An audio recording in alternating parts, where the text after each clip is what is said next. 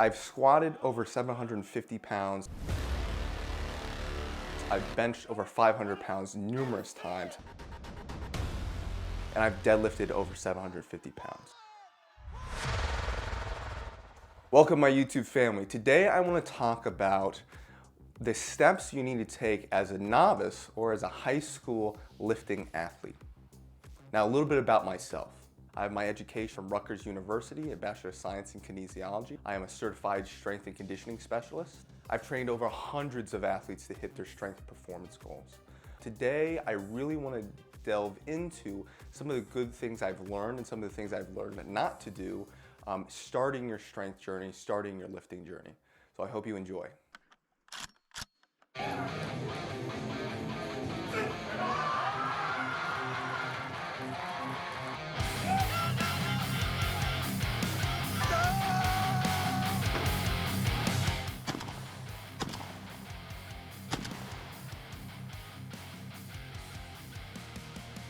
First point is to not specialize too early. Now we're going to get into developing this into a lifestyle, not just a hobby, with my second point.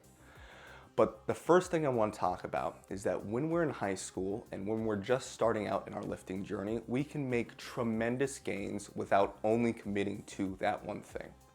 Now, when I was in high school, I had surgeries on my elbow and surgeries on my knee, so all I could really do was lifting, and I definitely fell in love with lifting, and I was getting very obsessed about it, which is wonderful. It's great. But too often do I see athletes get very obsessive about it, and they stop outside sports. And when we're in high school, what we want to do is develop a wide range of athletic ability. Yes, we want to put on muscle. Yes, we want to increase our tendon strength from lifting heavy loads, all with proper programming, of course. But if we stop our outside sports and other things that we like to do too soon, a lot of times we're going to see athletes burn out.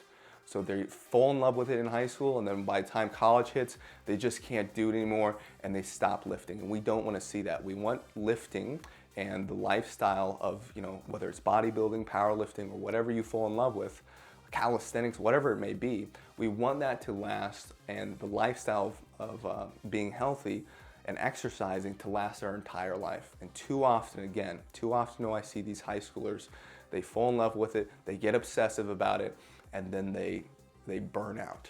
All right, so that's gonna be number one. Make sure you incorporate lifting within the realm of all the other things you love to do in the beginning, and we can worry about specialization later on. Now, that brings me to point two, with the idea of burning out. Like I mentioned earlier, I did have a surgery on my elbow, surgeries on my knee. So in the beginning, I wasn't really able to play a lot of sports. All I was able to do was lift. When my upper body was injured, I lifted lower body. When my lower body was injured, I lifted upper body until I was healed, ready to go. And I was finally actually able to play rugby junior year. Now, by that time though, I've already created a lifestyle of lifting. I knew this is something I wanted to do for the rest of my life and hopefully make it my profession like it is now, okay? So what do I mean by lifestyle, not just a hobby? When you're creating a lifestyle of something, it's something you do regardless. You don't look at it as a sacrifice. I don't drink, I don't go party a lot. Bro, let's go out this weekend. There's a crazy event happening. I eat relatively healthy most of the time, and I always make sure I get my workouts in. Not because it's something I have to do, but it's something I really enjoy. I look forward to it, and to be honest with you, it's just me. It's just what I do, right? Someone who treats it as a hobby, they kind of do it when it's convenient, or they go have to do it. Let's say you're prepping for a powerlifting meet. It's like, oh, I have to get into the gym. No, it's already a must for me. It's already gonna happen regardless. And that's what we're looking for. So in order to make it a lifestyle, at first it's going to be a routine you developed, and you have to be able to stick to the routine. So again, we gotta be careful of burnout. If you're committed to 6 days a week and that's what I'm gonna do, and then we hit it for 3 months and you're just, this is too much, and you burn out, well, we were treating it as a hobby, not as a lifestyle. So sometimes in the beginning, going 3 to 5 days a week, even 3 days a week, for an extended period of time for years and years and years, and just falling in love with training itself is going to deliver you the best gains. That's how you're going to see the most amount of progress. It's not being, oh, how do I perfect the program right now and then do this perfection and blah, blah, blah. No, it's creating a lifestyle of progress and pushing yourself and weight training in general. Sometimes if we just commit like it's a sport and make it just a hobby, again, we experience burnout, and we're not going to see the amount of gains we get when we created a lifestyle overall. Training to get better is just what I do, right? And that lifestyle will deliver you a lot farther than really just focusing on one single point. Now, short-term goals are important. I'm not saying they aren't.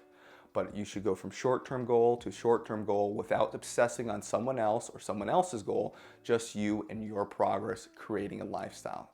Those two are going to be very important for you to learn as a new lifter, especially when you're in high school. The third point is to make sure you have a plan or a program, a coach, making sure you're getting educated.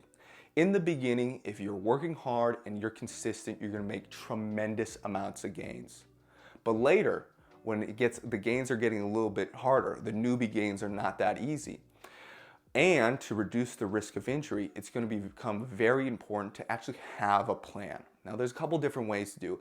Best is always going to be get a mentor. And by get a mentor, I mean just get a coach. And if you're interested, reach out to tankstrengthcoaching.com, email me, and we can talk. So get a coach. This person is going to, it's two heads on a problem is going to be better than just one. And this person will help you lead you towards your goals, towards your short-term goals, and help you develop this lifestyle of lifting. If you can't afford a coach, at least have a plan. You can go to liftingvault.com. They have a bunch of free programs there, or create your own plan. And hopefully when you create your own plan, you're coming from an educated background, or somewhat educated. It doesn't have to be the best thing in the world right away, but it needs to have a plan with some progress to it, what we call progressive overload or progressive overstimulus. It needs to be increasing the difficulty as you get stronger, right? This is going to be very important, again, to minimize the risk, making sure you're not doing too much, and to maximize your gains and potential. Make sure you're doing the right amount of work for you, all right? I can't stress how important this is, because the last thing we want to do is really commit ourselves to something and just end up spinning our wheels. Part of the training lifestyle is having a plan to move forward towards your short term. Anyways, guys, I hope you really enjoyed this video. If you do, please like, subscribe, and comment. It really helps out. And again, if you're looking for advice, coaching, or anything, please go visit my website, tankstrengthcoaching.com, and email me. Let's talk.